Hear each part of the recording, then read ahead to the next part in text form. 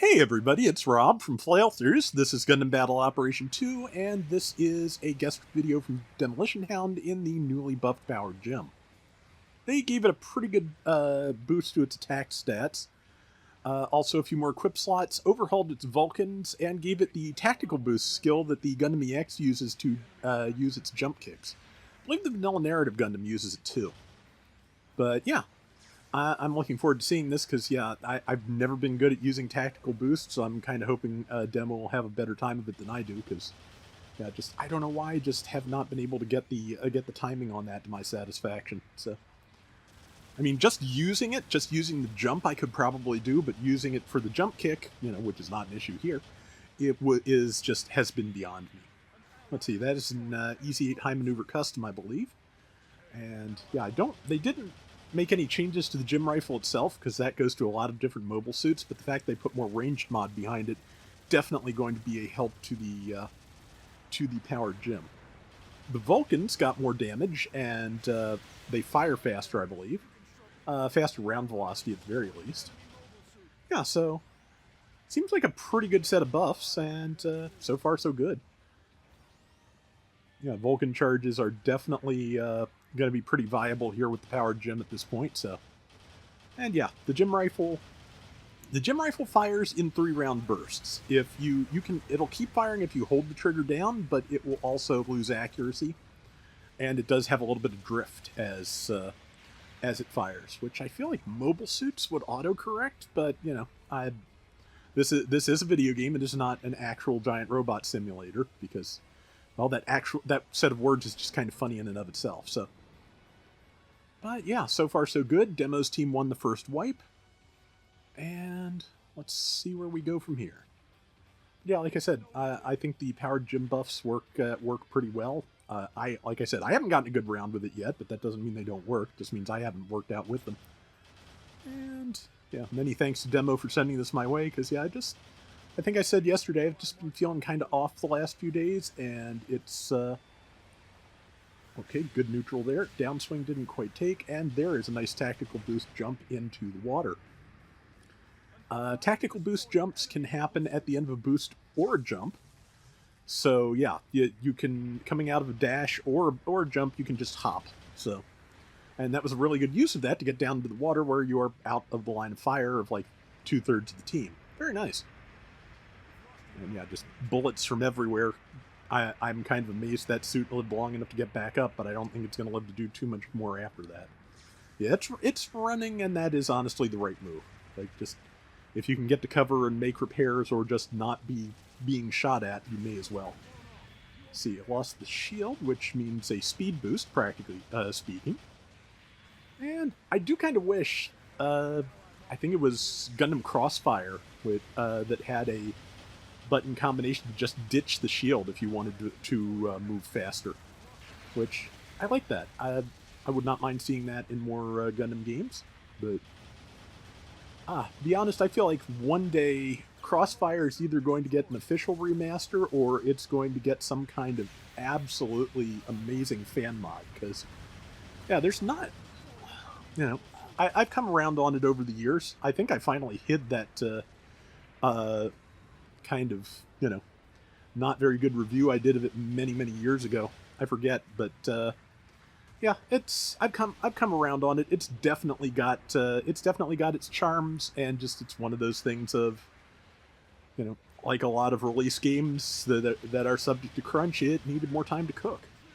Unfortunately, not getting it that really did a number on Gundam games for a while in the US, I feel like, but that's certainly how it felt at the time. In hindsight, I don't think there was that big of a gap between Dynasty Warriors Gundam and Gundam Crossfire, but given for those of us who were waiting for Operation Troy on Xbox, which was more or less a casualty of that, it was definitely a thing. But that was all a long time ago. That was, what, 2.5 console generations ago at the launch of the PS3? Still wish I had one of the backward compatible ones. Ooh, good tackle. That is Metal Spider, I believe, from the visor color. And yeah, just pushing through, trying to get a tackle, but yeah, it's just Demo and that Gaza here, I think, in this circle of mobile suits, so yeah, it's not going to last very long. I kind of like the Ramzagok Bumblebee there. I guess it's more of a Hornet, which, yeah, that fits the Ramzagok. But, yeah, like the color scheme. About 3 minutes to go. The Isaac is very lucky to have stealth, so it is, it has an opportunity to hopefully survive the entire enemy team being out there. And now that Demo's spawned in, along with a lot of the rest of the team back here, yeah, Isaac has as good chances as it's going to get. So, I mean, to be honest, sometimes the best use for a stealth suit really is hiding until the rest of your team respawns. Sometimes it is also sneaking up on somebody and, stabbing them in whatever the robot equivalent of the kidneys is, but would that be? I think the fusion reactors that power Federation mobile suits are more or less in kidney position, so let's go with that. Which also, also uniquely fatal to get stabbed in those, especially with a beam weapon. Let's see. Yep. Again, what? Brain. But yeah, being able to fight while retreating, again, very valuable skill. Being able to just, pull back, hopefully get out of stuff's range and keep putting bullets in them. Very, very useful skill as far as I'm concerned. I've won some really good fights backpedaling. It doesn't happen as much as it used to, just because, the mobility skills in the game have, jumped a couple of levels since the heyday of my backpedal game. But every once in a while, it still works out. Let's see, I don't think the Easy 8 high maneuver has EX boost specifically, but it has a similar skill that lets it fire while boosting and gives it I don't think it has overboost either, which is the one that would let you roll like 2-3 times in a row. It has something though, and I don't remember what, because I've used it maybe twice. I like it, don't get me wrong, it's just another one of those things of, okay, I've done the request I had at this cost, what else have I got? 40-some seconds to go. Demo's team pretty much has this under control. It's definitely been a chaotic round, but honestly kind of nice to see Jungle again. I think I like Jungle more than average. The visibility problems are, a thing, but they're a thing that would actually happen. So, in combat between giant robots, one presumes, since there's no record of that yet. But yeah, it's I don't mind hiding in the bushes to jump out at things or escape if I need to. I like that mechanic. But that's just me. I get that people don't, and that's fine. Okay, that is going to be pretty much the round. And let's take a look at the final scores. The final scores are numbers, which we will see in just a moment. It's a good color scheme for the Power Gem too. Top diversions, which, yeah, being in the middle of that huddle with the enemy mobile suits, I can see that, no problem. 81,000 damage, 2 and 2, not bad. That is going to do it for today's Gundam Battle Operation 2. We'll be back soon with more. Till next time, everybody take care and have fun. Later! Okay, so at level 1, which is the 350, the Power Gem got 7 more points of ranged attack, going from 25 to 32. It got another 10 points of melee attack, going from 15 to 25. Of course, these numbers are going to be higher on levels 2 through 4. Close range part slots, it got 1 in each of the 3 locations, like things usually do. So it went from 9-11-4 to 10-12-5. It does have tactical boost level 1. And just to kind of complement that, they have given all levels of the Power Gem Leg Shock Absorber level 4, because if you're going to do a lot of hopping around, you're going to need that.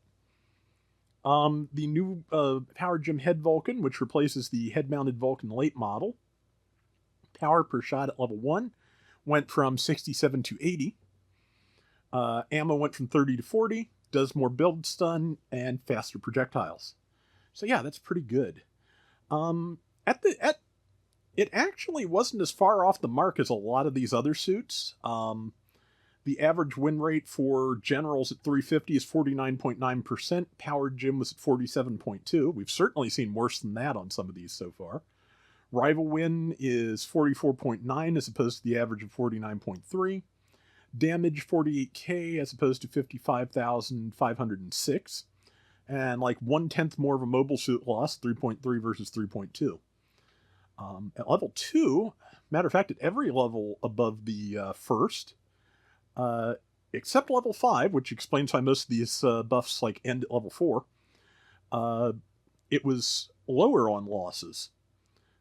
Damage was still below average on all of them, except again at level 5, which was the average is 69,000 and it was doing 70,000. So I guess if you have the 550 power gym, you put enough equip slots and or enough overtune in your equip slots on there, and you can do some decent stuff. But yeah, again, there's nothing here that was like catastrophically bad, but yeah, it was definitely below average at every level. So good thing that they decided to enhance that.